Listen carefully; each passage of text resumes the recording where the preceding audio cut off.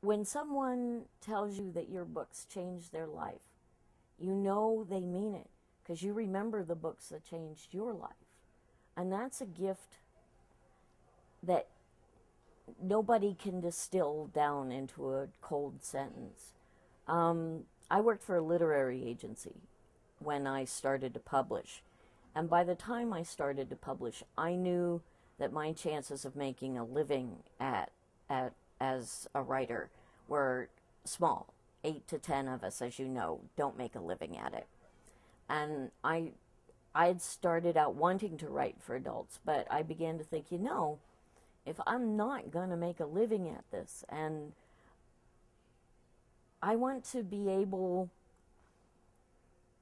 if I'm not going to make a living at this, then why don't I just go on writing what gives me satisfaction and gives me pleasure and makes me feel like I'm making a difference.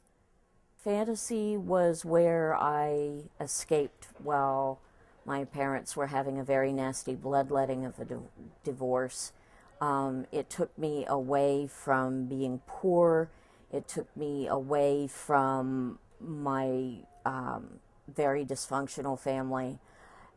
It is the literature also of idealism and passion which really appealed to me, this idea that there are greater things than the mundane, that the forces in our world that tend to whittle down those of us who are intense and passionate have no place in fantasy.